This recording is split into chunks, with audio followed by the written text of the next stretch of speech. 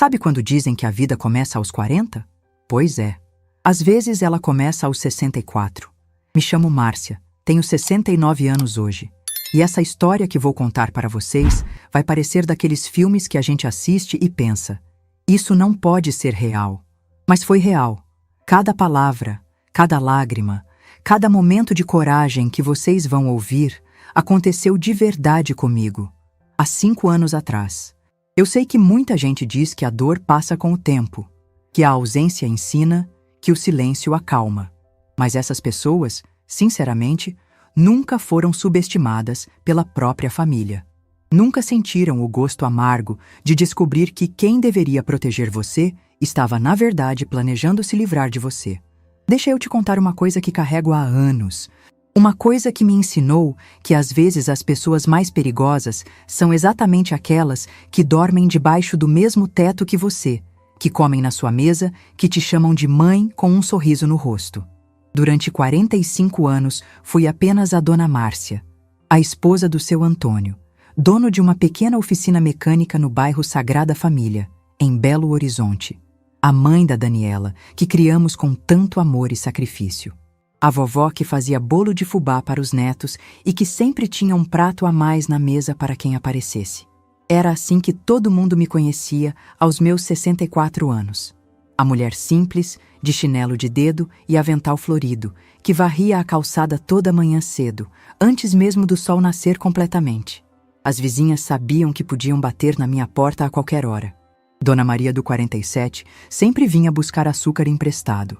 Seu João da esquina parava para tomar um cafezinho quando voltava do trabalho. Era essa a minha rotina. Café coado no coador de pano, aquele cafezinho forte que deixava a casa inteira cheirosa desde as 5 da manhã. Minha cozinha era o coração da casa. Mesa de fórmica azul com cadeiras que Antônio mesmo reformou. Fogão a gás que funcionava perfeitamente depois de 20 anos. Geladeira pequena, mas sempre cheia. Na parede, o calendário da farmácia e algumas fotos da família. Daniela pequena no colo do pai, nossa festa de casamento, os netos que ainda eram crianças. Lembro que adorava os fins de semana. Sábado era dia de fazer bolo de fubá. Domingo, depois da missa das 8, vinha a família para o almoço. Daniela chegava com Ricardo e as crianças. Eu preparava aquele frango assado que era sucesso garantido, farofa bem temperadinha, arroz soltinho. A mesa ficava animada, cheia de risadas e conversas. Mas tudo isso mudou quando meu Antônio partiu. Ah, meu Antônio, homem de poucas palavras, mas de gestos grandes. Levantava todo dia às 5 da manhã, tomava o café que eu deixava prontinho e ia para a oficina. Chegava em casa no final da tarde, com as mãos sujas de graxa, cheirando a óleo de motor, mas sempre com um sorriso para mim. E aí, minha velha, como foi o dia? Ele perguntava, me dando um beijinho na testa antes de ir se lavar. Antônio era daqueles homens da antiga. Cuidava das contas da casa, pagava as despesas, nunca deixava faltar nada. Eu sabia que ele guardava um dinheirinho para as emergências, mas nunca me preocupei muito com essas coisas. Confiava nele completamente. Afinal, em 45 anos de casamento, ele nunca me decepcionou. Quando ele adoeceu, uma condição delicada no coração que foi se agravando aos poucos, eu cuidei dele como uma leoa cuida dos filhotes. Noites em claro, remédios nos horários certinhos, consultas médicas que custavam uma fortuna. Vendemos algumas coisas para pagar o tratamento. Pelo menos foi o que eu pensei na época. Antônio partiu numa manhã de terça-feira. Dormiu no meu peito e simplesmente não acordou mais. O médico disse que o coração dele cansou, que foi tranquilo. Mas o meu coração ficou em pedaços. Os primeiros meses foram os mais difíceis. A casa parecia grande demais, silenciosa demais. Eu falava sozinha só para ouvir algum som. Colocava o rádio na cozinha e fingia que ainda tinha alguém para conversar. As vizinhas ajudaram muito, claro. Dona Maria trazia um pratinho de comida de vez em quando. Seu João continuava parando para tomar café, mesmo sabendo que agora era só eu. Foi nessa época que Daniela começou a aparecer mais. No início, pensei que era carinho de filha, preocupação genuína. Ela vinha pelo menos 2 vezes por semana, sempre acompanhada do Ricardo. Chegavam com sacolinhas do supermercado, dizendo que tinham passado na frente e lembraram de mim. Mãe, como a senhora está? Daniela perguntava, dando aquele abraço apertado que eu tanto sentia falta. A senhora está se alimentando direito? Não está fazendo muita economia com a comida, né? Ricardo sempre concordava com tudo que a esposa falava. Homem elegante, trabalhava numa empresa de contabilidade, sempre bem vestido, falava bonito. Mas havia algo naquele sorriso dele que nunca me convenceu completamente. Parecia... como posso explicar? Parecia um sorriso de vendedor, daqueles que querem te convencer de alguma coisa. As visitas se tornaram mais frequentes. Todo domingo, eles vinham almoçar, como antes. Mas agora, as conversas eram diferentes. Sempre giravam em torno da minha saúde, da minha capacidade de cuidar da casa, dos perigos de uma mulher da minha idade morar sozinha. Mãe, a senhora reparou como está mais esquecida? Daniela dizia, com aquela voz preocupada. Outro dia, a senhora não lembrou onde tinha guardado os óculos, e semana passada esqueceu o fogão aceso depois do almoço. Eu protestava, claro. Dizia que todo mundo esquece as coisas de vez em quando, que isso era normal, mas eles insistiam. Ricardo balançava a cabeça com cara de quem entendia do assunto. Dona Márcia, ele dizia, a senhora sabe que a gente se preocupa. Essa casa é grande, tem escada, tem esse quintal todo para cuidar. E se acontecer alguma coisa de noite? Quem vai ouvir a senhora chamar por socorro? Pouco a pouco, as conversas foram ficando mais diretas. Daniela começou a falar sobre como seria bom eu ter companhia, gente da minha idade para conversar. Ricardo complementava falando sobre segurança, sobre ter alguém para me cuidar 24 horas. A senhora merece descansar, Dona Márcia, ele dizia, passando a mão no meu ombro. A senhora já fez tanto por todos nós. Criou a Daniela sozinha quando seu Antônio trabalhava tanto.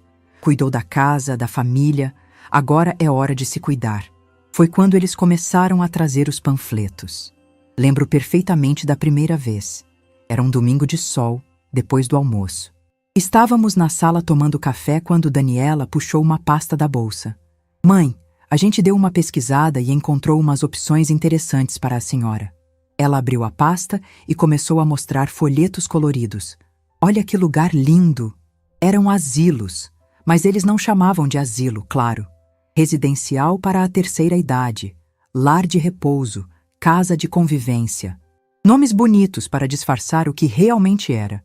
Um lugar para descartar gente velha. Os panfletos mostravam fotos de pessoas sorridentes jogando cartas, fazendo ginástica, comendo em refeitórios organizados. Tinha piscina, jardim, sala de TV, enfermaria. Tudo muito limpo, muito arrumado, muito artificial. Olha que maravilha, mãe! A senhora vai ter amigas, atividades, não vai mais se preocupar com nada. Daniela falava, folheando as páginas coloridas. E fica pertinho daqui, a gente pode vir te visitar sempre. Ricardo completava. É o melhor que existe em Belo Horizonte, Dona Márcia. Tem médico no local, enfermeiras especializadas, alimentação balanceada. A senhora vai viver como uma rainha. Toda vez que eles mostravam aquelas fotos, eu sentia um frio na barriga. Aquelas pessoas sorridentes pareciam atores de propaganda de margarina. E eu não queria ser atriz da minha própria vida. Mas eu estou bem aqui na minha casa, eu respondia. Tenho minhas coisas, minha rotina, minhas vizinhas. Mãe, mas e se a senhora cair? E se passar mal de madrugada? Aqui a senhora está isolada sem ninguém para ajudar. Eu tenho vocês. Claro que tem, mãe. Mas a gente trabalha, tem as responsabilidades. Não pode ficar 24 horas cuidando da senhora. As semanas foram passando e a pressão aumentando. A cada visita, um novo argumento, uma nova preocupação, uma nova razão para eu sair da minha casa. Eles falavam sobre os gastos com manutenção, sobre como era difícil cuidar de uma casa grande, sobre os perigos do bairro. Foi então que aconteceu o episódio da lâmpada. Era uma quinta-feira à tarde, a lâmpada da sala queimou e eu fui trocá-la. Coisa que fazia há décadas, sem problema nenhum. Peguei o banquinho da cozinha, subi com cuidado, desenrosquei a lâmpada velha. Mas na hora de descer, o pé do banquinho escorregou no tapete. Perdi o equilíbrio e caí. Nada grave, apenas um roxo no braço direito e um susto. Levantei sozinha, guardei o banquinho, troquei a lâmpada usando uma cadeira mais estável. Só que no dia seguinte, quando Daniela veio me visitar, Eu contei o que tinha acontecido. Achei que era uma coisa normal do dia a dia. Mas a reação dela foi como se eu tivesse sobrevivido a um acidente gravíssimo. Mãe, a senhora podia ter quebrado o pescoço. Ela começou a chorar. E se tivesse batido a cabeça? E se tivesse desmaiado? Quem ia encontrar a senhora? Filha, foi só um escorregão bobinho. Bobinho? Mãe, a senhora não está mais vendo? Isso é um sinal. Deus está mostrando que não é mais seguro a senhora morar sozinha.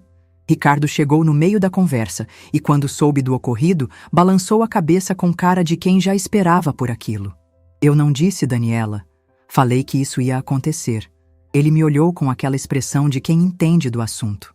Dona Márcia, a senhora teve sorte dessa vez. Mas e na próxima? Naquela noite, depois que eles foram embora, fiquei sozinha na sala, olhando para o banquinho da cozinha. Será que eles estavam certos? Será que eu realmente não tinha mais condições de cuidar de mim mesma? Comecei a reparar em coisas que antes ignorava. A escada para o segundo andar, que parecia mais íngreme. O tapete da sala, que realmente escorregava às vezes. O portão da frente, que estava ficando pesado para trancar. Durante as semanas seguintes, a pressão se intensificou. Daniela ligava todo dia para saber como eu estava, se não tinha caído, se estava me alimentando direito. Ricardo começou a aparecer sozinho às vezes, sempre com alguma desculpa. Tinha passado ali perto, queria ver se eu precisava de alguma coisa do mercado. Dona Márcia, ele dizia, sentando na poltrona do Antônio. A senhora é uma mulher inteligente. Sabe que a gente só quer o melhor para a senhora. Eu sei, Ricardo. Então a senhora entende que isso não pode continuar assim. A gente vive preocupado, sem conseguir trabalhar direito, sem conseguir dormir à noite pensando na senhora aqui sozinha. Ele falava sempre com aquele tom carinhoso, paternal.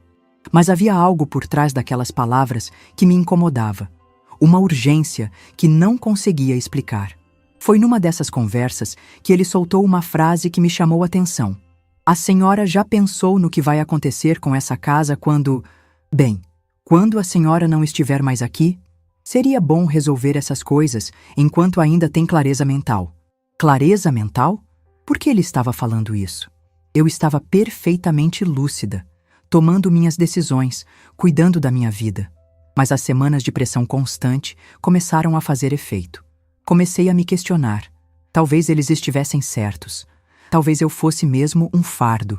Talvez fosse egoísmo meu querer ficar na minha casa, com meus objetos, minhas memórias, minha liberdade, se isso estava causando preocupação para minha família. Uma noite, olhando as fotos do Antônio espalhadas pela casa, me peguei pensando: o que você faria, meu velho? Você me mandaria embora também? Era outubro quando finalmente comecei a considerar seriamente a ideia. Daniela e Ricardo tinham trazido mais papéis, dessa vez com preços, condições de pagamento, até mesmo fotos do quarto que eu ocuparia. É só por um tempo, mãe, Daniela dizia. A senhora vai ver como vai gostar. E se não se adaptar, a gente conversa. Por um tempo? Mas quem sai de um lugar desses? Quem volta? Naquela noite de outubro, quase 6 meses depois da partida do Antônio, eu estava quase cedendo. Quase aceitando que minha vida independente havia chegado ao fim. Quase acreditando que aos 64 anos eu não tinha mais nada para viver, apenas para sobreviver sob os cuidados de estranhos. Quase. Mas às vezes, o destino tem outros planos. Às vezes, quando você está prestes a desistir de si mesmo, a vida te dá um sinal, uma descoberta, uma revelação que muda tudo. E foi exatamente isso que aconteceu comigo numa tarde de sábado, quando decidi organizar as coisas do quarto, que foi do Antônio antes da possível mudança.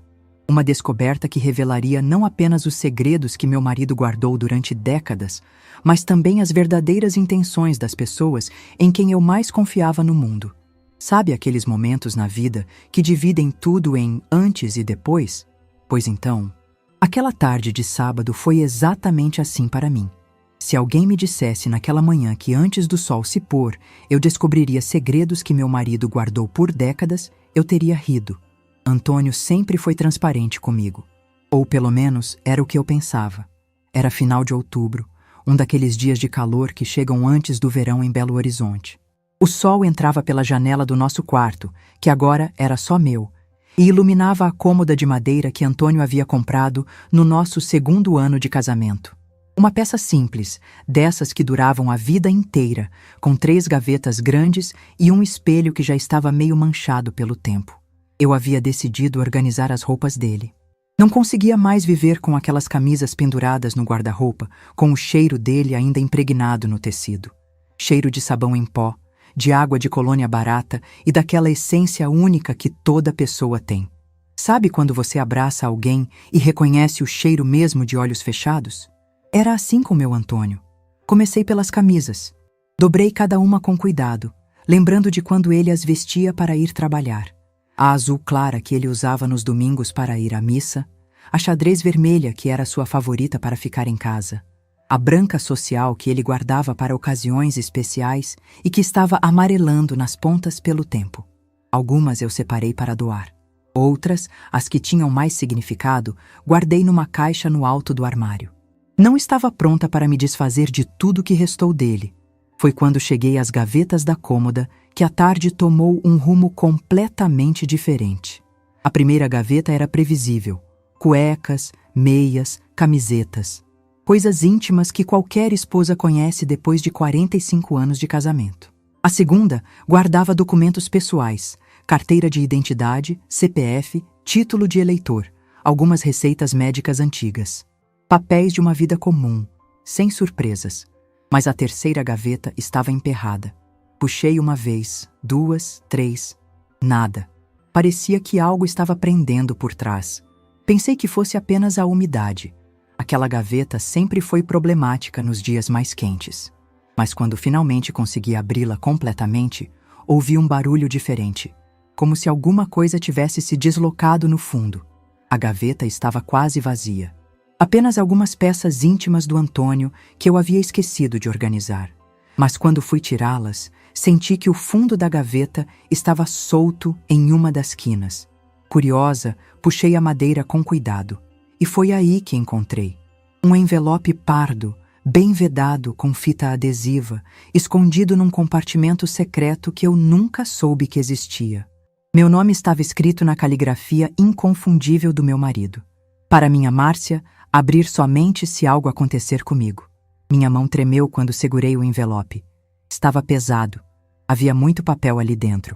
Sentei na cama, aquela mesma cama onde dormimos juntos por décadas, onde ele me deu o último beijo, onde acordei sozinha tantas manhãs depois da partida dele.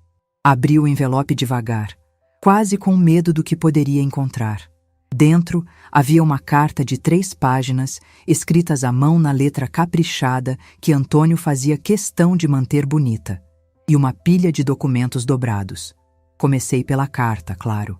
Minha querida Márcia, dizia a primeira linha, se você está lendo isto, é porque parti antes de conseguir te contar pessoalmente sobre o que construí para nós durante todos esses anos. Perdoe-me por ter guardado o segredo, mas queria proteger você e principalmente proteger o que é nosso. Proteger? Do que ele estava me protegendo? Sei que sempre acreditou que éramos uma família simples, de poucos recursos. E durante muito tempo foi verdade mesmo.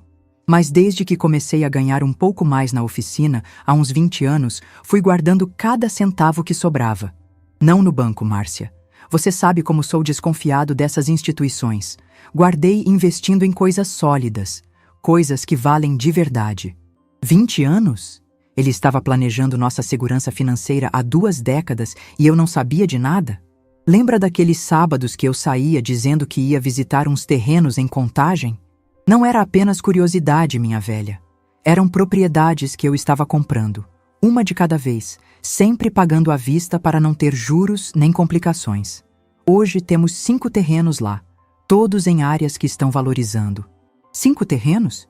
Em Contagem? Meu Antônio comprando terrenos sem me contar? E aqueles empréstimos que você pensava que eu fazia para os amigos? Não eram empréstimos, Márcia. Era dinheiro que eu estava aplicando em pequenas empresas aqui da região. Seu João da padaria que abriu a filial? Fui eu que ajudei com o capital inicial. Dona Carmen que expandiu o salão de beleza? Também. Eles me pagam uma porcentagem dos lucros todo mês. É pouco por vez, mas somando tudo, dá uma renda boa. Aplicações em empresas? Meu marido era um investidor e eu achava que ele estava apenas ajudando os amigos por bondade. Mas a maior surpresa, minha querida, está nos documentos que deixei junto com esta carta. O prédio de apartamentos na Rua dos Carijós, no centro da cidade, aquele que você sempre admirou quando passávamos de ônibus, é nosso, Márcia. Comprei há 10 anos, quando o antigo dono estava precisando de dinheiro urgente. São 6 apartamentos, todos alugados, incluindo o que nossa Daniela mora com o Ricardo. Meu coração parou de bater por um segundo. O prédio era nosso? Daniela estava pagando aluguel para nós mesmos sem saber? Sei que você deve estar pensando por que não contei nada disso antes. A verdade é que queria ter certeza de que tudo estava funcionando bem. Queria esperar o momento certo para revelar. E depois, quando fiquei doente, não tive coragem de te sobrecarregar com essas informações. Lágrimas começaram a escorrer pelo meu rosto. Não sabia se era tristeza por ele ter partido sem me contar, ou alegria por descobrir que não era a viúva desamparada que pensava ser. Tem mais uma coisa, Márcia, e essa é a mais importante de todas. Estou desconfiado das intenções do marido da nossa Daniela. Sei que você gosta dele, que acha ele educado e atencioso, mas eu reparo nas coisas. Ele faz muitas perguntas sobre nossa situação financeira, sobre a casa, sobre nossos bens, perguntas que um genro não precisaria fazer. Um frio percorreu minha espinha. Ricardo fazendo perguntas sobre nossa situação financeira? Nossa filha está cega de amor, mas você é mais esperta que isso. Se algum dia alguém tentar te convencer de que você não tem condições de cuidar de si mesma, se tentarem te tirar da nossa casa ou te fazer acreditar que é um fardo para a família, lembre-se do que está escrito nesta carta. Como ele podia saber? Como ele previu exatamente o que estava acontecendo comigo? Use essas informações para se proteger, minha velha. Você é mais forte do que imagina e muito mais rica do que eles sonham. Não deixe ninguém te fazer se sentir pequena ou incapaz. Você criou uma filha maravilhosa, cuidou de uma casa por décadas, me amou do jeito certo durante uma vida inteira. Se isso não prova que você é capaz de tudo, eu não sei o que prova. A carta terminava assim: todos os documentos estão atualizados, registrados em cartório, tudo certinho para não dar problema. O advogado Dr. Henrique, da Rua Bahia, conhece toda a situação. Foi ele quem me ajudou a organizar tudo. Se precisar de alguma coisa, procure ele. Te amo para sempre, seu Antônio. Quando terminei de ler, minhas mãos estavam tremendo tanto que mal conseguia segurar os papéis. Abri os documentos que estavam junto com a carta e quase desmaiei. Escrituras de terrenos em Contagem. 5 propriedades, todas em meu nome. Contratos de sociedade com pequenas empresas da região. Comprovantes de uma conta poupança que eu não sabia que existia, com um valor que me fez passar mal. Quase R$200 mil. E por último, a escritura do prédio na Rua dos Carijós. 6 apartamentos. 6 famílias pagando aluguel para mim todo mês, incluindo minha própria filha. Sentei no chão do quarto, cercada de papéis, tentando processar toda aquela informação. Não era a viúva pobre que pensava ser. Era proprietária de imóveis, sócia de empresas, tinha dinheiro na poupança. Era, em termos práticos, uma mulher rica. Mas, mais chocante que a descoberta da riqueza, foi entender o que aquilo significava para o que estava acontecendo na minha vida. Daniela e Ricardo não estavam preocupados com meu bem-estar. Eles estavam interessados na minha herança. Queriam me internar num asilo para ficarem com a casa, que eles achavam que era a única coisa de valor que eu possuía. Não faziam ideia do patrimônio real que Antônio havia construído em silêncio. Pensei nas conversas das últimas semanas, as pressões constantes, a insistência sobre minha incapacidade, os comentários sobre o que aconteceria com a casa quando eu não estivesse mais aqui. Ricardo perguntando sobre clareza mental, Daniela falando sobre segurança. Os dois me convencendo de que eu era um fardo. Tudo fazia sentido agora. Eles queriam se livrar de mim para terem acesso livre ao que pensavam ser meu único bem, essa casa. Não sabiam que estava sentada sobre um patrimônio que eles jamais imaginaram. Naquela tarde de sábado, organizando o quarto do meu marido, não descobri apenas os segredos financeiros que ele guardou durante décadas. Descobri também a natureza verdadeira das pessoas que eu mais amava no mundo. E descobri algo sobre mim mesma. que aos 64 anos eu não estava nem perto de ser a mulher frágil e dependente que eles queriam que eu acreditasse ser. Antônio estava certo. Eu era mais forte do que imaginava. E agora, com a verdade nas mãos, estava na hora de provar isso. Guardei todos os documentos numa pasta que escondi no meu guarda-roupa, atrás das roupas de inverno. Voltei para a cozinha e fiz um café bem forte. Precisava pensar, precisava planejar, porque uma coisa eu sabia com certeza. Aquela descoberta havia mudado tudo. E Daniela e Ricardo ainda não faziam ideia do que estava por vir. 2 dias depois, numa segunda-feira de manhã, eles apareceram novamente. Dessa vez, com mais papéis do asilo e até mesmo uma data sugerida para minha mudança. Mas desta vez, eu estava preparada. Desta vez, eu sabia exatamente quem estava sentado na minha mesa. E o que descobri sobre mim naquela tarde mudaria não apenas o rumo da minha vida, mas também o destino de todos nós. Porque às vezes a pessoa mais perigosa numa negociação é exatamente aquela que todo mundo subestima. E às vezes, descobrir a verdade sobre quem você realmente é pode ser a arma mais poderosa que você tem. Você já teve que fingir que não sabia de algo que mudaria tudo? Já teve que sorrir para pessoas que achavam que estavam te enganando, enquanto você sabia exatamente o que elas estavam tramando? Pois foi exatamente isso que vivi durante 2 dias inteiros, depois de descobrir os segredos do Antônio. 2 dias fingindo ser a mesma Dona Márcia frágil e confusa. 2 dias preparando o que seria o confronto mais importante da minha vida. Naquela segunda-feira de manhã, quando ouvi a campainha tocar, eu já sabia quem estava do lado de fora. Daniela e Ricardo tinham ligado no domingo à noite, dizendo que passariam para conversar sobre uns assuntos importantes. Eu sabia exatamente quais assuntos eram esses. Abri a porta e lá estavam eles. Minha filha com uma pasta debaixo do braço e aquela expressão de quem estava prestes a resolver um problema complicado, e Ricardo com seu sorriso de vendedor, vestido como sempre, calça social, camisa passada, sapato brilhando. Oi, mãe? Daniela me deu um beijo no rosto. Como a senhora dormiu? Bem, filha, vocês querem café? Acabei de coar. Claro, Dona Márcia, Ricardo respondeu, entrando na sala como se fosse dono da casa. A senhora sabe como eu gosto do café da senhora. Fui para a cozinha buscar as xícaras e eles se acomodaram na sala. Pude ouvir sussurros, mas não conseguia entender o que diziam. Voltei com a bandeja, café quentinho, bolo de fubá que havia feito na véspera, açucareiro e leite. A mesma cena de sempre, a mesma hospitalidade de décadas. Só que desta vez, eu sabia que estava servindo café para pessoas que queriam se livrar de mim. Mãe, Daniela começou depois que todos se serviram. A gente veio aqui hoje porque está na hora de tomar uma decisão. Que decisão, filha? Ricardo se inclinou para a frente, assumindo aquele tom paternal que eu agora entendia ser completamente calculado. Dona Márcia, a senhora lembra da nossa conversa sobre o residencial? Pois então, a gente conversou bastante em casa, pesquisou muito e encontramos o lugar perfeito para a senhora. Daniela abriu a pasta e tirou de dentro vários papéis coloridos. Plantas de apartamentos, fotos de instalações, tabelas de preços. Olha só, mãe, é o Residencial Boa Esperança. Fica no Burites, num lugar lindo, arborizado. A senhora vai ter um apartamento só seu, com banheiro adaptado, campainha de emergência. E o melhor de tudo, Ricardo completou, é que eles têm uma equipe médica 24 horas. Se a senhora passar mal, ou cair, ou esquecer algum remédio, sempre vai ter alguém para ajudar. Eles falavam como vendedores apresentando o produto do século. Mostravam fotos de quartos bem decorados, de salas de convivência cheias de pessoas sorridentes, de jardins bem cuidados.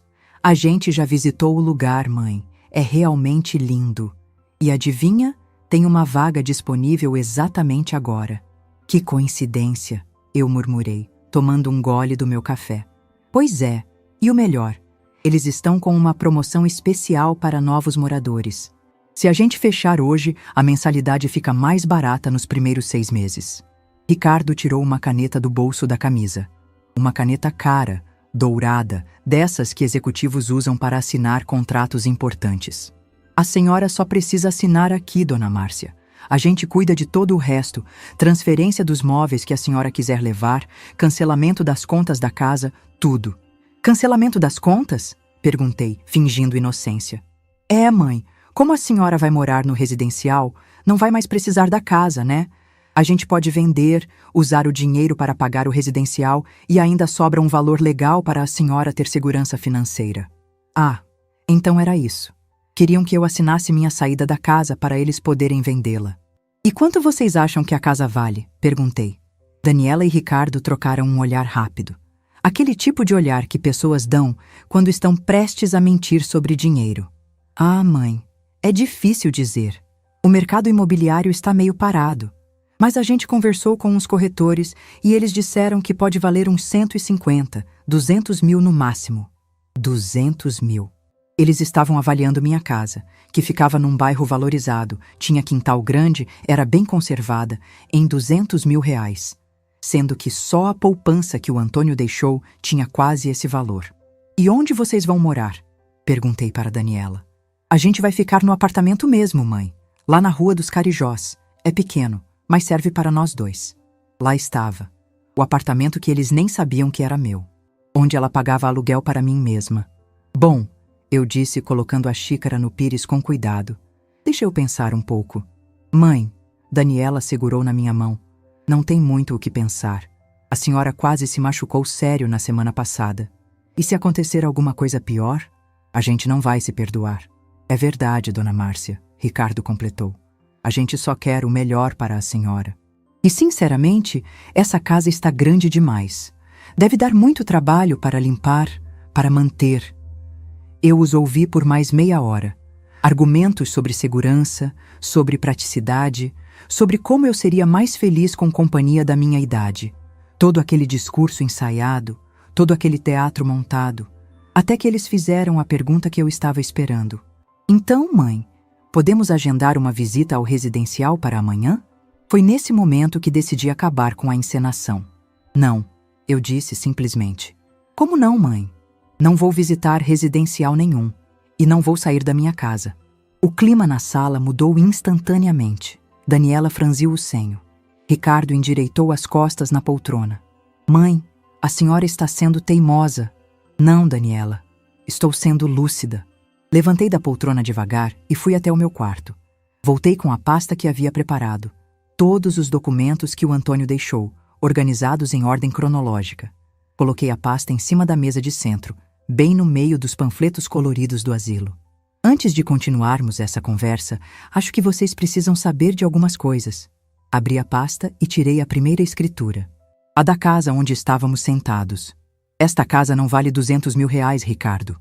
Vale 450 mil, segundo a última avaliação que mandei fazer na semana passada. Os olhos dele se arregalaram. Mas isso não é nem o mais interessante. Tirei as escrituras dos terrenos em Contagem. Estes 5 terrenos em Contagem também são meus. Cada um valendo entre 80 e 100 mil reais hoje em dia. Daniela estava pálida. E tem mais. Mostrei os contratos de sociedade. Sou sócia de 6 empresas aqui na região. Pequenas, mas todas lucrativas. Recebo dividendos mensais que vocês nem imaginam. Ricardo tentou falar alguma coisa, mas eu não deixei. Mas a melhor parte, continuei, tirando a escritura do prédio, é esta aqui. Coloquei o documento bem na frente da Daniela. Filha, esse apartamento onde vocês moram, na Rua dos Carijós, é meu. O prédio inteiro é meu. Vocês estão pagando aluguel para mim há 4 anos e não sabiam. O silêncio que seguiu foi ensurdecedor. Daniela olhou para o documento como se estivesse vendo um fantasma. Ricardo estava branco como papel. Isso não pode ser verdade. Ele balbuciou. Ah, mas pode sim. Mostrei a última página da escritura, com minha assinatura e o reconhecimento de firma. Está tudo registrado em cartório. Tudo legal. Tudo meu. Daniela finalmente encontrou a voz. Mãe, por que a senhora nunca contou? Porque eu não sabia, filha. Descobri por acaso, há 2 dias, quando estava organizando as coisas do seu pai. Tirei a carta do Antônio e coloquei na mesa. Ele deixou isso para mim. Uma carta explicando tudo o que construiu durante décadas, em silêncio, para nos proteger. Ricardo pegou a carta e começou a ler. A cada linha, sua expressão ficava mais tensa. E sabe o que mais ele escreveu nesta carta? Olhei diretamente nos olhos dele. que desconfiava de você, Ricardo, que achava estranho um genro fazer tantas perguntas sobre nossa situação financeira. Dona Márcia, Deixa eu terminar. Minha voz estava firme, sem hesitação. Durante semanas vocês me pressionaram para sair da minha casa. Me fizeram acreditar que eu era incapaz, que era um fardo, que estava perdendo a lucidez mental. Mãe, a gente só queria... Vocês queriam se livrar de mim para ficarem com o que achavam que era minha única propriedade. Esta casa. Juntei todos os documentos e fechei a pasta. Não faziam ideia de que estão falando com uma mulher que tem patrimônio suficiente para comprar 10 asilos como aquele que vocês tanto querem me enfiar. Ricardo tentou se recompor, voltando àquele tom falsamente carinhoso. Dona Márcia, acho que houve um mal-entendido. Não houve mal-entendido nenhum, Ricardo. Olhei bem nos olhos dele. Houve manipulação. Houve interesse financeiro disfarçado de cuidado. Houve uma tentativa deliberada de me fazer acreditar que eu não tinha mais condições de viver minha própria vida. Levantei da poltrona e caminhei até a porta da sala. Ricardo, você não vai mais colocar os pés na minha casa. A partir de hoje, você está proibido de entrar aqui. Mas, Dona Márcia... Não tem mas, você saiu. E se tentar entrar à força ou me ameaçar de qualquer forma, vou chamar a polícia. Daniela se levantou, confusa, dividida entre o marido e a realidade que acabava de conhecer. Mãe, não precisa ser assim. Precisa sim, filha. Olhei para ela com tristeza. Você tem uma escolha para fazer. Ou você fica com esse marido interesseiro e perde sua mãe, ou você acorda para a vida e vê quem realmente se importa com você. Ricardo juntou os papéis do asilo, visivelmente nervoso. Daniela, vamos embora. Sua mãe não está bem. Estou perfeitamente bem, Ricardo. Melhor do que estive nos últimos meses. Abri a porta da sala. E agora você sai da minha casa e não volta mais. Ele hesitou por um momento, como se fosse dizer alguma coisa, mas deve ter percebido pelo meu olhar que não havia mais espaço para negociação. Daniela, vamos. Minha filha me olhou com lágrimas nos olhos. Mãe, filha, a porta da minha casa sempre esteve aberta para você. Sempre estará. Mas para ele, nunca mais. Eles saíram em silêncio. Ricardo bufando de raiva contida, Daniela chorando baixinho. Quando a porta se fechou, sentei na poltrona e respirei fundo. Minha mão não estava tremendo. Meu coração estava acelerado, mas de alívio, não de medo. Pela primeira vez em meses, me senti verdadeiramente livre. Mas eu sabia que aquilo não havia terminado. Conhecia Ricardo o suficiente para saber que ele não desistiria fácil. E, infelizmente, estava certa. 3 semanas depois, recebi uma intimação judicial. Ricardo havia entrado com um processo alegando que eu estava com demência senil e que precisava de curatela. Segundo ele, eu estava sendo manipulada por terceiros e não tinha mais capacidade de tomar decisões sobre minha própria vida. A audiência estava marcada para uma quinta-feira de dezembro, no Fórum do Centro de Belo Horizonte. Naquela manhã, vestindo meu melhor vestido preto e o colar de pérolas que Antônio me deu no nosso 25º aniversário, caminhei pelas ruas do centro da cidade em direção ao fórum. Estava nervosa, mas determinada. O que Ricardo não sabia, o que nenhum deles sabia, era que entre os documentos do Antônio havia uma informação que mudaria tudo. Uma informação que estava prestes a transformar aquele tribunal no palco da maior surpresa da minha vida.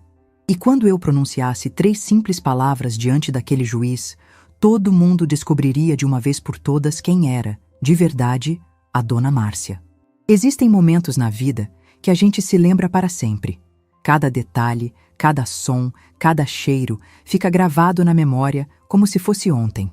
O dia da minha audiência no Fórum de Belo Horizonte foi exatamente assim. Era uma quinta-feira de dezembro, um daqueles dias quentes que antecedem o Natal. O sol estava forte, mas eu sentia um frio na barriga que não tinha nada a ver com o tempo. Estava nervosa, não vou mentir, mas também estava determinada. Depois de semanas me preparando para aquele momento, eu sabia exatamente o que tinha que fazer. Levantei cedo, como sempre fazia. Tomei meu café coado no coador de pano, comi uma fatia de bolo de fubá que havia feito na véspera. Tentei manter minha rotina normal para não deixar o nervosismo tomar conta. Mas quando fui escolher a roupa, demorei mais tempo do que o usual. Queria estar apresentável, respeitável. Queria que quando as pessoas me olhassem, vissem uma mulher séria, capaz, em pleno controle da própria vida. Escolhi meu vestido preto social, aquele que usava apenas em ocasiões especiais. O tecido ainda estava conservado, sem manchas, sem sinais de velhice. Calcei meus sapatos pretos de salto baixo, confortáveis, mas elegantes. E por último, coloquei o colar de pérolas que Antônio me deu no nosso 25º aniversário de casamento. Não era caro, nem eram pérolas verdadeiras, mas tinha um valor sentimental imenso. Sempre que usava aquele colar, sentia que meu marido estava comigo. Peguei a bolsa de couro marrom que ganhei da Daniela no Dia das Mães alguns anos atrás, quando ela ainda me via como mãe, não como obstáculo. Dentro da bolsa, todos os documentos organizados numa pasta. Não ia deixar nada ao acaso. Saí de casa às 8 da manhã. A audiência estava marcada para as 10, mas eu queria chegar cedo, conhecer o ambiente, me acalmar. O fórum ficava no centro da cidade, um prédio imponente de pedra clara, com colunas na entrada e uma escadaria que intimidava qualquer pessoa comum como eu. No caminho de ônibus, fiquei observando a cidade pela janela. Belo Horizonte acordando, pessoas indo trabalhar, vida normal seguindo seu curso. E eu ali, uma senhora de 64 anos, a caminho do que seria provavelmente o confronto mais importante da minha vida. Quando cheguei ao fórum, já havia movimento. Advogados de terno subindo e descendo as escadas, pessoas esperando nas filas, um barulho constante de papéis, conversas, salto alto no mármore. Me senti pequena naquele ambiente formal, mas respirei fundo e lembrei das palavras do Antônio na carta. Você é mais forte do que imagina. Procurei a sala da audiência. Corredor 3B, vara de família. Quando encontrei, sentei num dos bancos do lado de fora para esperar. Eram 8h40 da manhã. Ainda tinha tempo. Às 9h15, Daniela chegou. Estava grávida de 5 meses, a barriga já bem visível por baixo do vestido azul marinho. Quando me viu, hesitou por um momento, como se não soubesse se deveria me cumprimentar ou não. Acabou se aproximando. Oi, mãe. Oi, filha. Ela se sentou ao meu lado, mas deixou um espaço entre nós. Um silêncio constrangedor pairou no ar. Como você está? Ela perguntou baixinho. Bem. E você? Como está o bebê? Está tudo bem. Ela colocou a mão na barriga instintivamente. Mãe, Não precisa falar nada agora, Daniela. Deixa resolver isso aqui primeiro. Ricardo chegou 5 minutos depois, acompanhado de um advogado de terno cinza e pasta de couro. Quando me viu, não cumprimentou. Apenas acenou de longe e foi conversar com o advogado do lado oposto do corredor. Pude ouvir fragmentos da conversa deles. Demência senil evidente. Incapacidade de gerir os próprios bens. Influência de terceiros. Às 9h50, o oficial de justiça abriu a porta da sala de audiências e começou a chamar os nomes. Processo número tal, requerente Ricardo Santos Silva, requerida Márcia Santos. Entramos na sala. Era menor do que eu imaginava, mas imponente. Mesa do juiz numa plataforma elevada, cadeiras para as partes, uma bandeira do Brasil na parede. Tudo muito formal, muito sério. Sentei na cadeira indicada pelo oficial. Daniela se acomodou ao meu lado. Ricardo e seu advogado do outro lado. Havia também o promotor, representando o Ministério Público, e um escrivão para documentar tudo. Faltava só o juiz chegar. Às 10 horas em ponto, a porta dos fundos se abriu. O oficial gritou: "De pé para a entrada do meritíssimo juiz!" Todos se levantaram. E foi aí que minha vida mudou para sempre. O homem que entrou pela porta, vestindo a toga preta e carregando alguns processos, parou no meio do caminho quando seus olhos se encontraram com os meus. Ficou me encarando como se tivesse visto um fantasma. O rosto dele perdeu toda a cor. Depois sussurrou, quase inaudível: "É ela?" O silêncio na sala se tornou ensurdecedor. Todos olharam para mim, sem entender o que estava acontecendo. Ricardo franziu o senho. O advogado dele cochichou alguma coisa no ouvido dele. Daniela me olhou confusa, mas eu sabia exatamente quem era aquele homem. Entre os documentos do Antônio, havia um comprovante de doação. Uma contribuição generosa que meu marido havia feito anos atrás para um projeto social coordenado por um juiz aposentado. O nome do projeto estava no papel: Creche Santa Clara, atendimento gratuito a crianças carentes do bairro Nacional. E o nome do juiz coordenador era Henrique Moreira, o mesmo homem que agora estava na minha frente, visivelmente abalado. Foi quando eu me levantei devagar, olhei diretamente nos olhos dele e disse apenas 3 palavras que fizeram o tribunal inteiro gelar: Creche Santa Clara. O impacto foi imediato. O juiz Henrique Moreira se apoiou na mesa, as pernas tremendo ligeiramente. Todos na sala me olharam como se eu tivesse dito alguma palavra mágica que só ele entendia. Meu Deus, ele sussurrou. A senhora é a esposa do seu Antônio?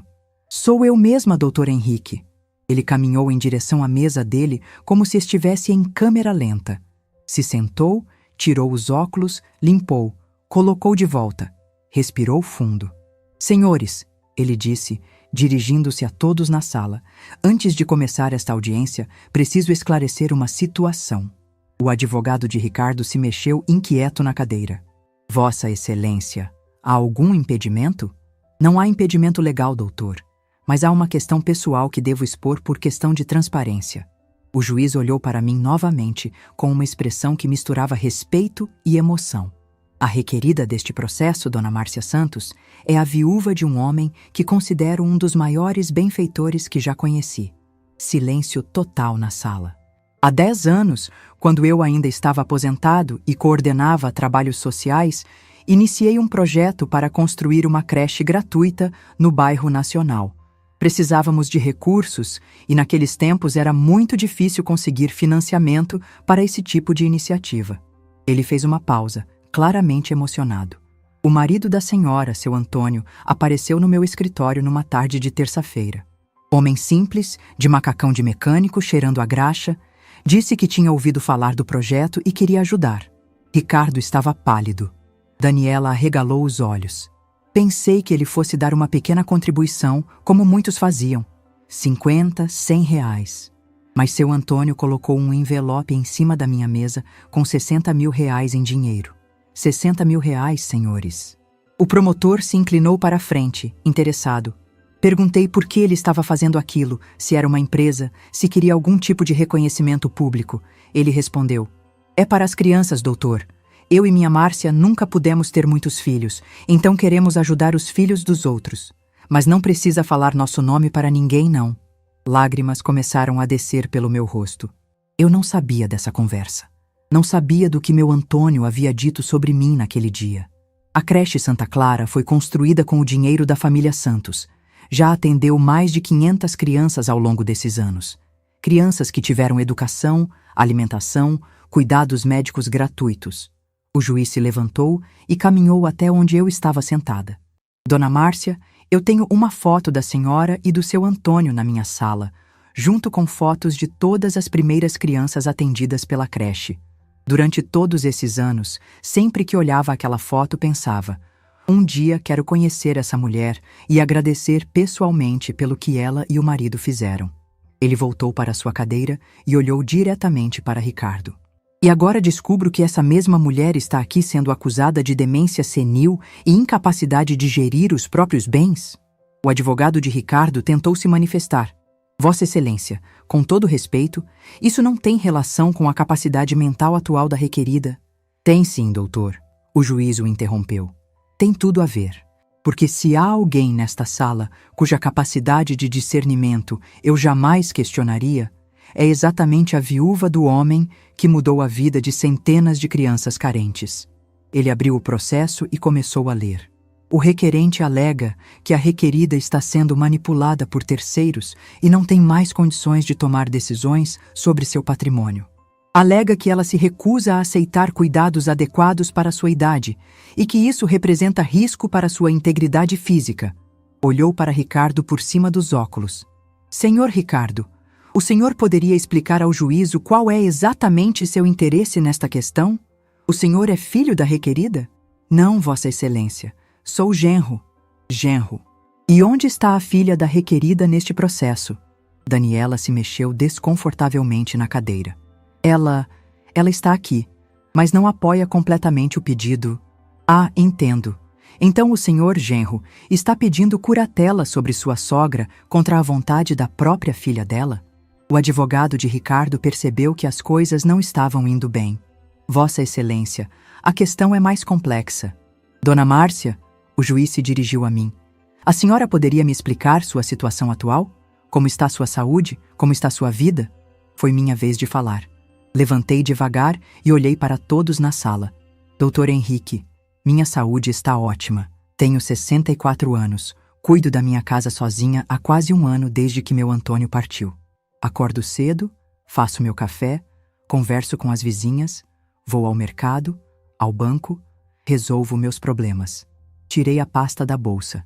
E sobre minha capacidade de gerir meu patrimônio, trouxe alguns documentos que gostaria de apresentar. Mostrei as escrituras dos terrenos, os comprovantes das aplicações, a escritura do prédio. Além desta casa onde moro, possuo 5 terrenos em Contagem. Sou sócia de 6 pequenas empresas na região e sou proprietária de um prédio de apartamentos no centro da cidade que gera renda mensal fixa. O juiz examinou os documentos com atenção. E o senhor Ricardo sabia dessa situação patrimonial? Não, doutor. Ele achava que eu só tinha a casa onde moro. Por isso, a pressão para eu ir para um asilo e vender a propriedade. O promotor se manifestou. Meritíssimo, pelo que entendo da situação, não há qualquer indício de incapacidade mental da requerida. Pelo contrário, ela demonstra plena consciência de sua situação patrimonial e pessoal. O juiz concordou com a cabeça. Senhor Ricardo, o senhor tem alguma prova médica, algum laudo psiquiátrico que comprove a alegada demência da requerida? Não, Vossa Excelência, mas... Alguma testemunha que confirme episódios de confusão mental ou perda de lucidez? Bem, ela teve uma queda em casa. Uma queda? A senhora pode explicar essa queda, Dona Márcia? Escorreguei do banquinho ao trocar uma lâmpada, doutor. Coisa que faço há décadas. Tive apenas um roxo no braço. O juiz fechou o processo. Senhores, após ouvir as partes e analisar a documentação apresentada, é evidente que não há qualquer fundamento para o pedido de curatela. A requerida demonstra plena capacidade mental, autonomia para gerir seus bens e sua vida pessoal. Ricardo se remexeu nervoso na cadeira. Mais que isso, o juiz continuou, tenho sérias suspeitas sobre as verdadeiras motivações deste pedido. Sugiro ao Ministério Público que investigue possível tentativa de apropriação indébita de patrimônio de pessoa idosa. O promotor anotou alguma coisa no seu bloco. O pedido de curatela é indeferido. A requerida permanece com plena capacidade civil para todos os atos da vida. E determino que o requerente arque com todas as custas processuais. Quando o juiz bateu o martelo, senti um alívio imenso. Mas ele ainda não havia terminado.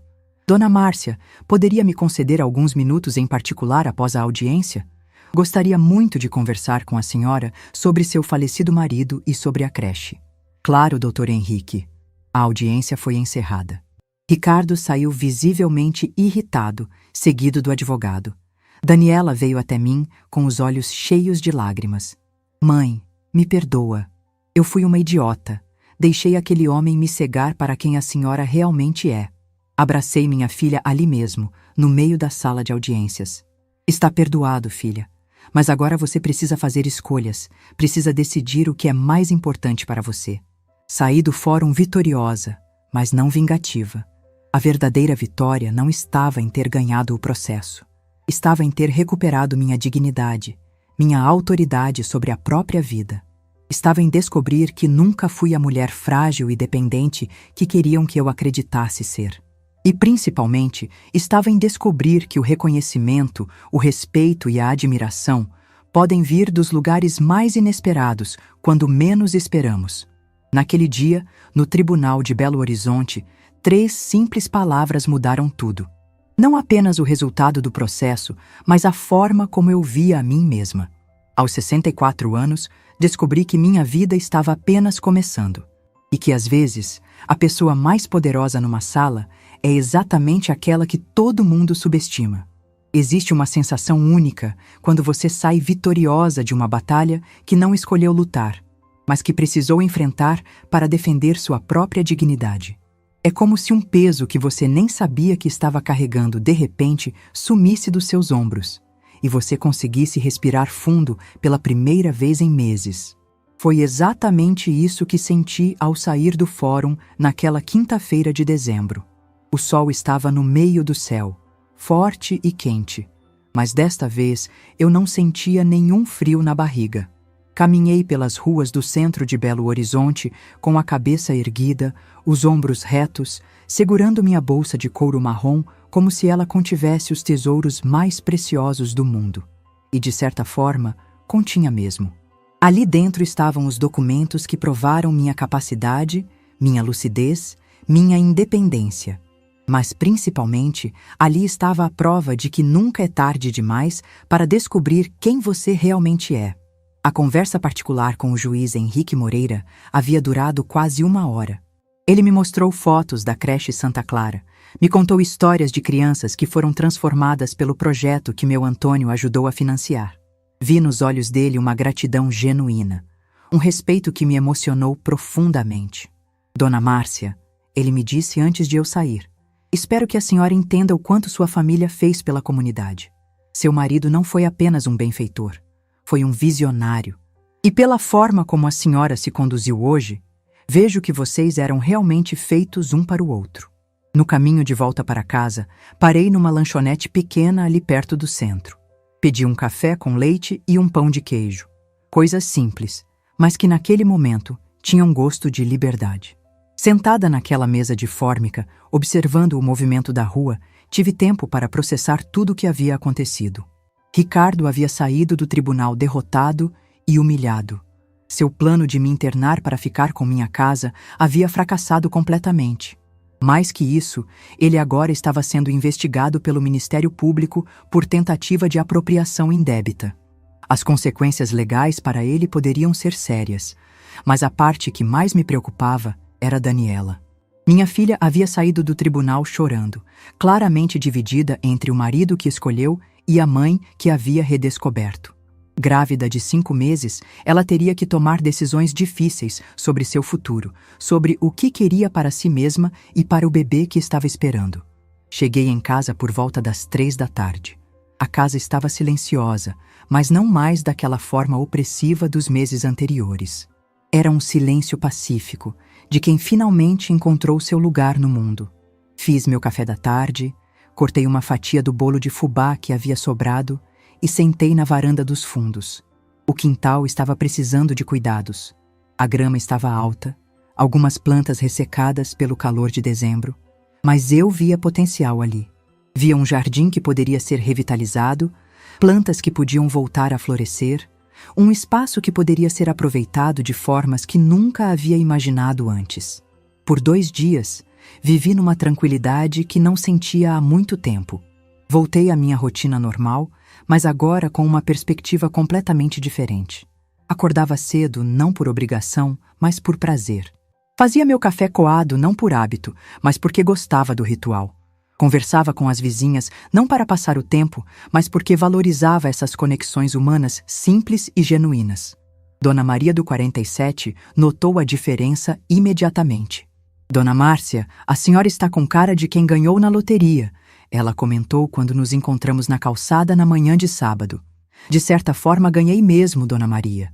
Redescobri algumas coisas sobre mim que havia esquecido. E como está a Daniela? Faz tempo que não a vejo por aqui. Era uma pergunta inocente, mas que tocou numa ferida ainda aberta. Daniela não havia aparecido desde a audiência. Não telefonou, não mandou recado. Eu sabia que ela estava passando por um momento difícil, tendo que escolher entre o marido e a família, mas sentia falta dela. Principalmente agora, que começava a entender melhor os desafios que ela enfrentaria como mãe solteira se decidisse se separar do Ricardo. Está passando por uns problemas, Dona Maria, mas vai ficar tudo bem. Se precisar de alguma coisa, qualquer coisa, é só chamar, viu? A gente se ajuda. Era domingo de manhã quando ouvi a campainha tocar. Eram 8 horas, um horário incomum para visitas. Quando abri a porta, Daniela estava lá, sozinha, com uma mala pequena na mão e os olhos vermelhos de quem havia chorado muito. Mãe, ela disse, com a voz embargada. Posso entrar? Claro, filha. Essa sempre foi sua casa. Ela entrou devagar, como se estivesse pedindo permissão para cada passo. Colocou a mala no chão da sala e me olhou com uma expressão que misturava vergonha, tristeza e esperança. Mãe, me deixa te pedir desculpas direito. Pelo que fiz, pelo que deixei acontecer. Por ter duvidado da senhora. Eu a abracei antes que ela conseguisse terminar de falar. Senti o corpo dela tremendo. Senti o peso da barriga de grávida entre nós. Senti o cheiro do shampoo que ela usava desde adolescente.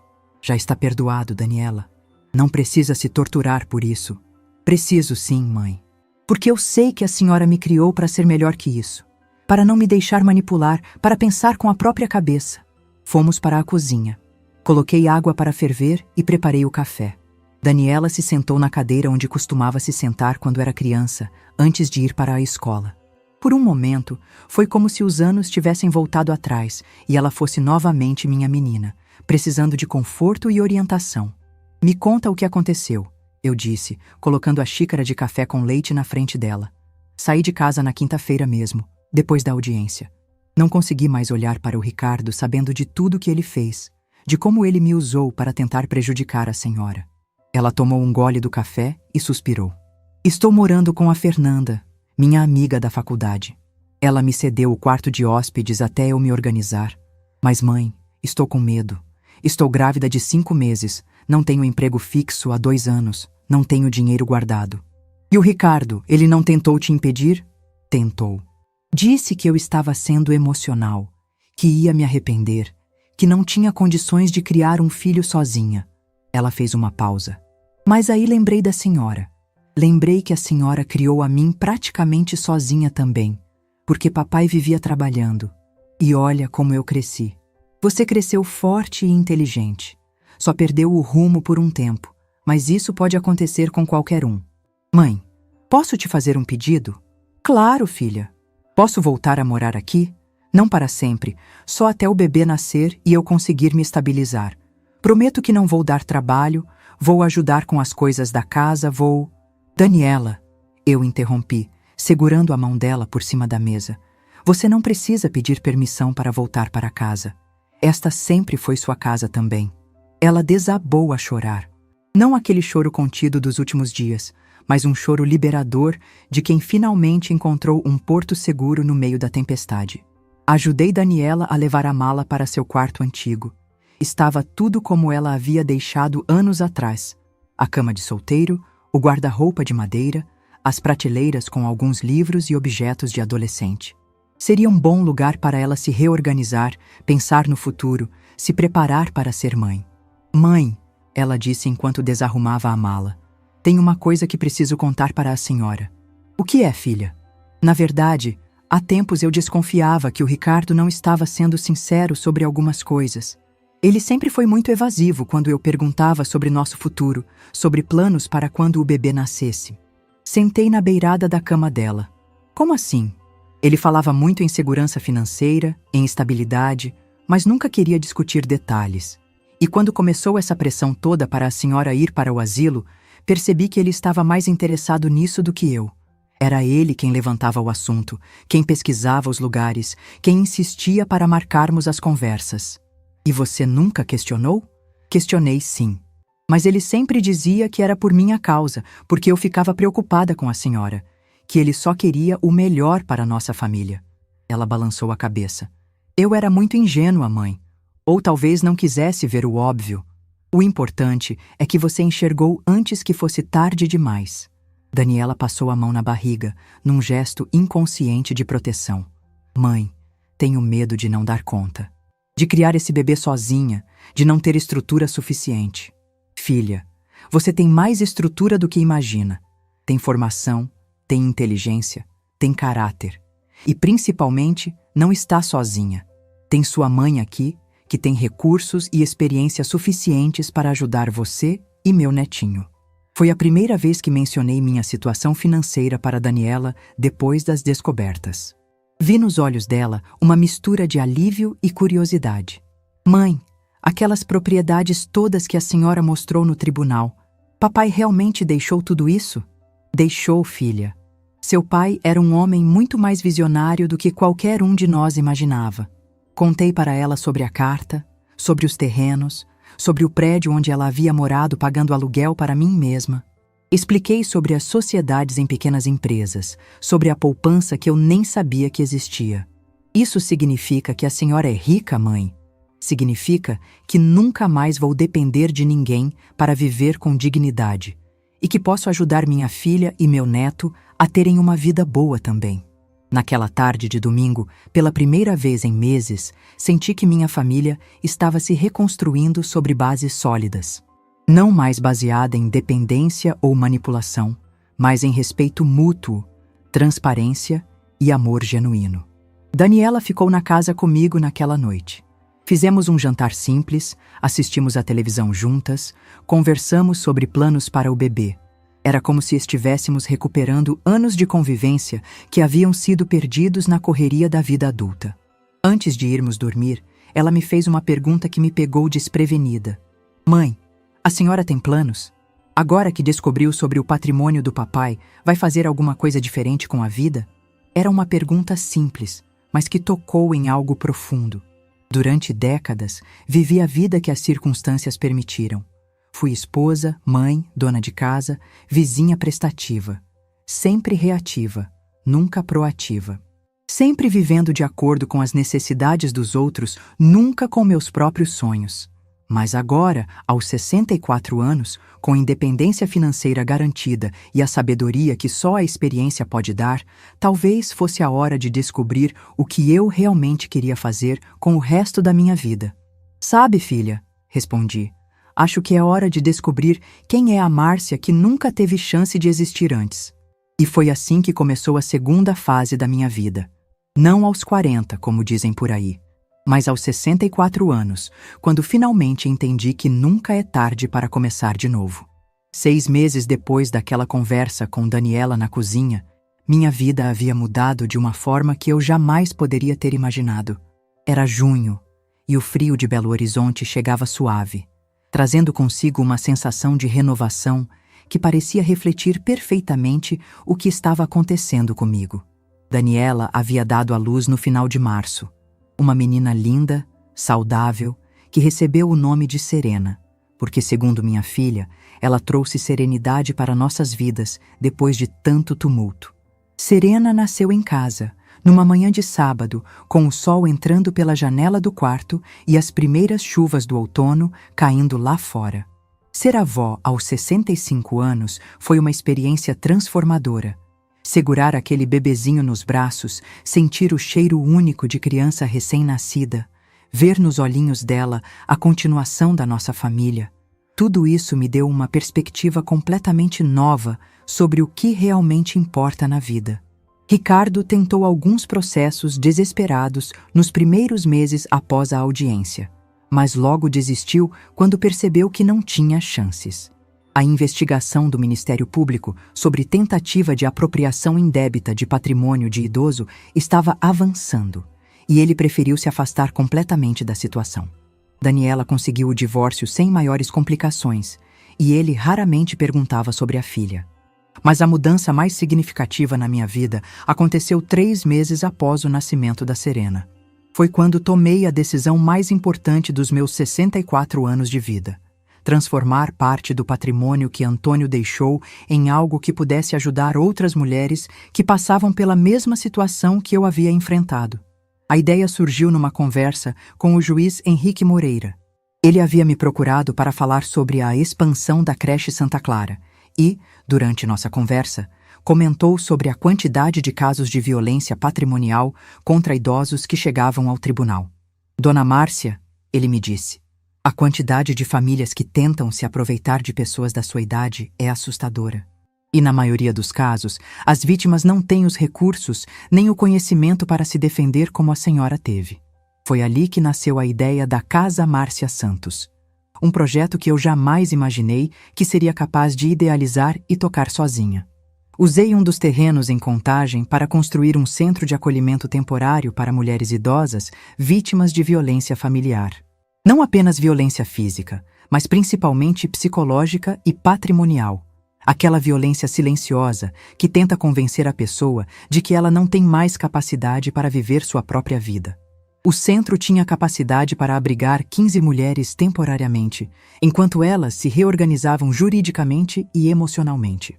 Tinha quartos individuais, sala de convivência, biblioteca pequena, jardim para atividades terapêuticas, mas, principalmente, tinha uma equipe multidisciplinar, psicólogos, assistentes sociais, advogados, que trabalhavam para devolver a essas mulheres algo que muitas haviam perdido: a confiança em si mesmas. Daniela, que havia se formado em pedagogia, mas nunca havia exercido a profissão completamente, tornou-se a coordenadora pedagógica do projeto. Desenvolvemos oficinas de alfabetização digital, aulas de educação financeira, grupos de conversa sobre direitos da pessoa idosa. Era emocionante ver mulheres que chegavam cabisbaixas, convencidas de que eram um fardo, saírem meses depois com a dignidade restaurada e projetos de vida próprios. A primeira mulher que acolhemos foi Dona Conceição, de 71 anos. Ela havia sido pressionada pelos filhos a vender a casa onde morava para dividir o dinheiro entre todos. Quando ela se recusou, eles simplesmente pararam de falar com ela. Cortaram qualquer tipo de apoio emocional ou prático. Dona Conceição chegou até nós através do posto de saúde do bairro, onde uma enfermeira percebeu os sinais de depressão e abandono familiar. Dona Márcia, ela me disse no primeiro dia: "Eu não entendo por que meus filhos fazem isso comigo. Criei todos eles com tanto amor." "Dona Conceição", eu respondi, "o problema não está na senhora. O problema está numa sociedade que ensina as pessoas a verem idosos como descartáveis, como obstáculos para se chegar ao patrimônio." Trabalhamos com Dona Conceição por 4 meses. Ela recuperou a autoestima, aprendeu a usar o computador para se comunicar com amigos distantes, descobriu que tinha direito a benefícios que nem sabia que existiam. Quando saiu da Casa Márcia Santos, estava planejando viajar para conhecer uma prima que morava em Goiás e com quem havia perdido contato há décadas. Em 2 anos de funcionamento, já havíamos atendido 127 mulheres. Cada história era única, mas todas tinham algo em comum. Mulheres que haviam sido feitas para acreditar que sua utilidade social havia terminado, que não tinham mais nada para contribuir com o mundo. O projeto ganhou reconhecimento público. Recebemos visitas de assistentes sociais de outras cidades interessadas em replicar a iniciativa. A imprensa local fez algumas matérias sobre o trabalho que desenvolvíamos.